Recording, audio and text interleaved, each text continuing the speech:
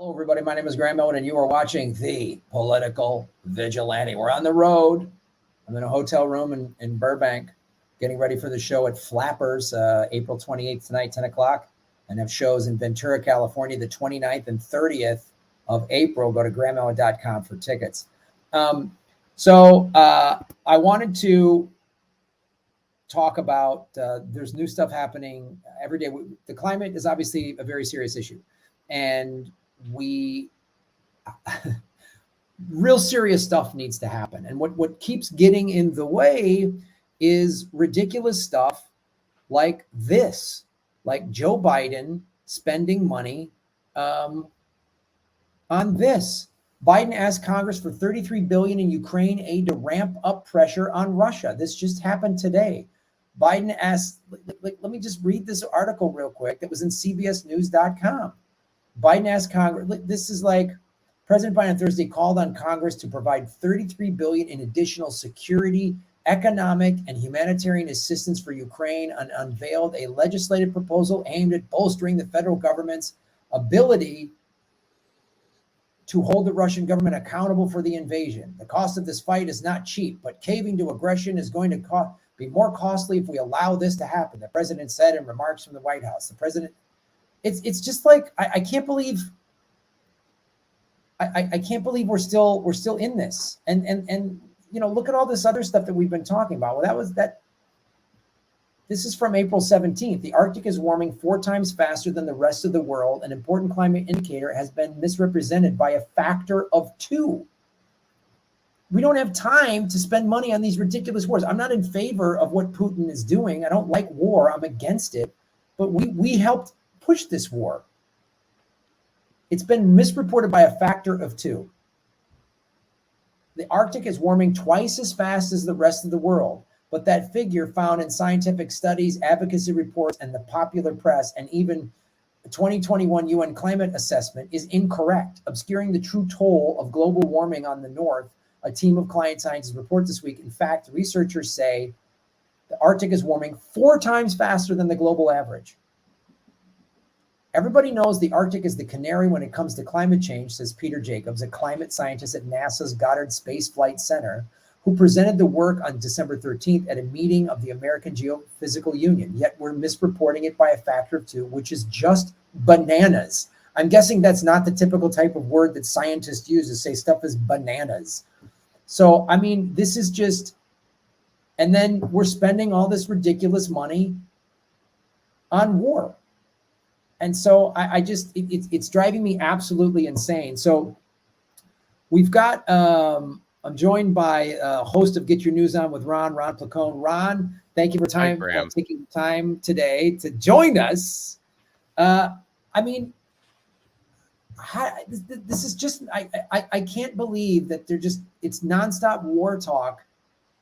Wow. Oh, I can believe it. Well, yeah, I guess I can. I mean, and the timing is just so. I feel like the past 24 to 48 hours is just like a snapshot of what is it like to engage with American politics? Because yesterday there was that big headline that Joe Biden, he's going to cancel student loan debt. He's thinking about it. He's looking at some stuff, and then today they backpedaled on that a little bit. They're like, yeah, he's thinking about maybe a little bit. There might be something maybe, but definitely not 50K, maybe 10. We'll see. He's going to look at some stuff. Oh, but by the way, we have a bunch of war money.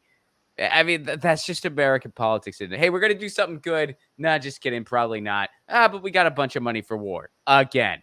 And, you tie in climate change. Look, the last IPCC report was pretty discouraging, as they often are. I think we're getting to the point where the next IPCC report is just going to be a shrugging emoji.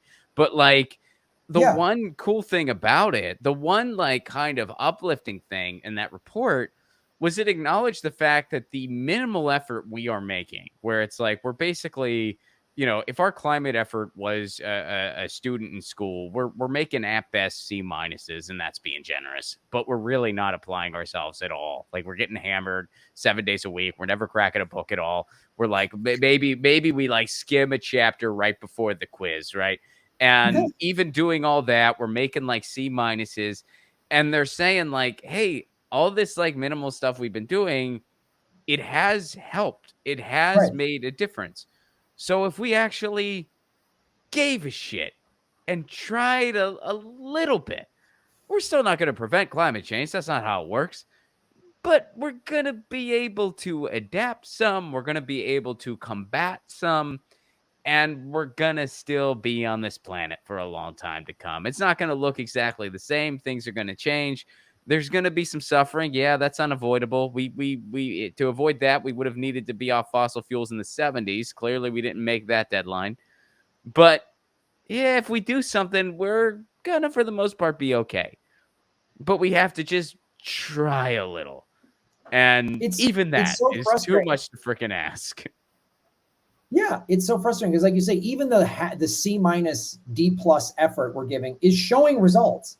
Right. And you just think, so not only, and I do this, I mean, I do a video like this at least once a week, if not more, of like something that's somebody already figured out that's working. Something that scientists figured out, like it's capturing CO2s through algae, or this city is going carbon neutral. Like this they're getting everything from the sun and wind. This city doesn't need any fossil fuels anymore. And it's on a small scale, and it's always like, if we did this on a mass scale, if we really leaned into this the way we do war, we could not only just put money behind all the stuff that's already there, coral reef restoration, I mean, all the Yeah. stuff that's already in place, and put all of our smartest minds on it. Because Boeing and Raytheon and Lockheed Martin, they have a bunch of very smart people there. Then rather than just figuring out other ways to murder human beings, how about figure out how to save it? They would come up, they would come up with them. Oh, we're able to, whatever. The CIA started experimenting, and I'm going to cover this in Government Secrets, with weather manipulation of like shooting seeds in the cloud. I mean, they could, who knows what technology they already have or could come up with, to where it's like, oh no, we're going to increase rain in this dry region. Like, we can do that. We can put something into the cloud. Like, I don't know. They have the crazy Technology is going to be part of the solution. I mean, the one kind of problem with that, and I know this isn't what you're insinuating, but like the one kind of problem is like some people just think like technology is just going to bail us out at some point. right. And I think that's the wrong way to look at it. But the right way is that, yes, technology will definitely have a role, and they will come up with a lot of that kind of stuff. And also the other way technology plays a role is it's going to allow us to adapt to different ways of living. Technology like municipal broadband everywhere, which is technologies we already have, that puts less cars on the road, less people in the office. That's actually a big freaking deal. And that's, by the way, I think that's the next strike effort that needs to happen. You need to have people in the office world that are going to stand up and say, screw you. We're not going back. We're not going back. We're not going to sit in a cubicle for you, for these real estate developer assholes. We're just as productive from home. It gives us a better quality of life. So either we quit or you fricking meet us there.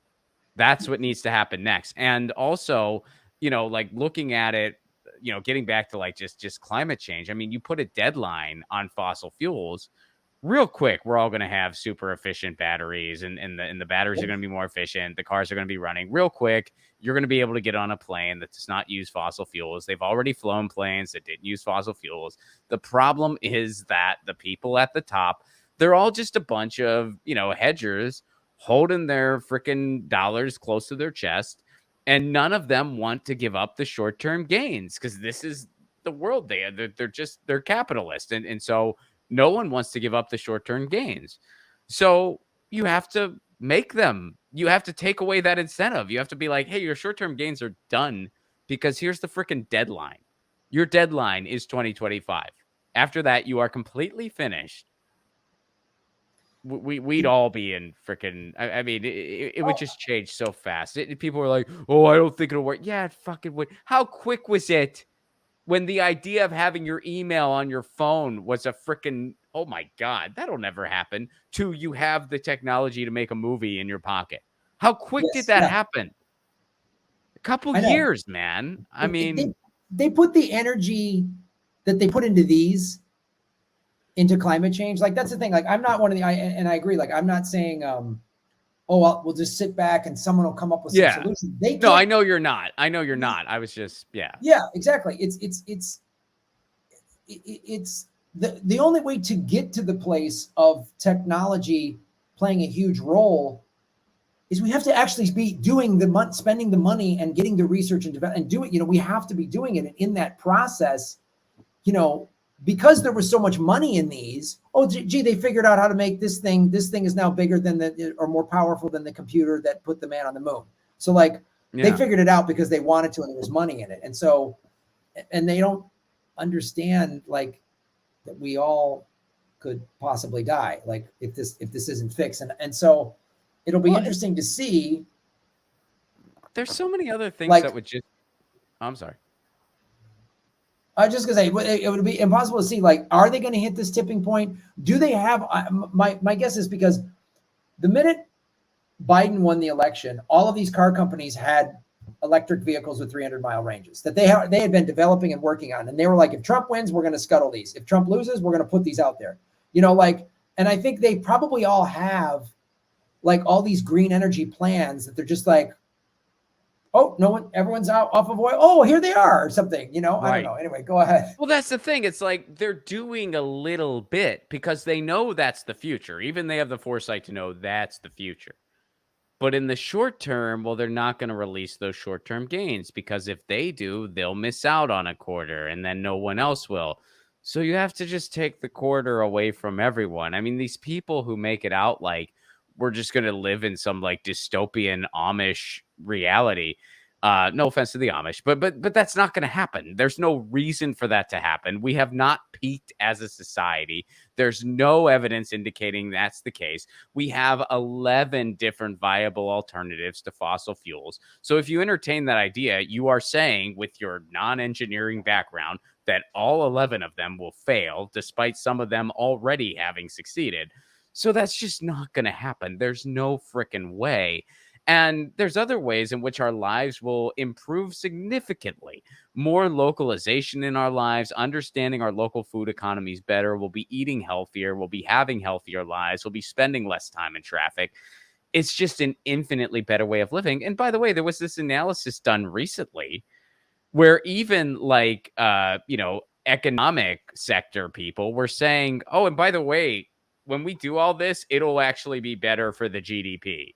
So even from the soulless capitalist perspective, it still makes sense. It's better for productivity. You just have to have the foresight to see beyond one fiscal quarter, which is something no one's willing to do right now because they're freaking robots, dude. And I think this war in Ukraine that America has helped push. I mean, I've done videos showing people on Democracy Now! Talking about what we're doing was wrong in 2015. The BBC did a documentary about neo-Nazi groups in Ukraine in 2015. I think this might be the undoing of America in a potentially productive way. It could just mean America collapses and it's nuts and it's Mad Max here, or America alienates itself so much that, and we're literally trying to force Western Europe to buy our oil rather than Russian oil. Right. And Putin just refused rubles from Germany after he's now not going to sell oil to Poland. He's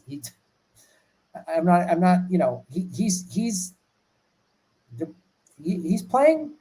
He knows his position. He's not this lone lunatic he's not North Korea. We talk about him and treat him like he's North Korea. He's not.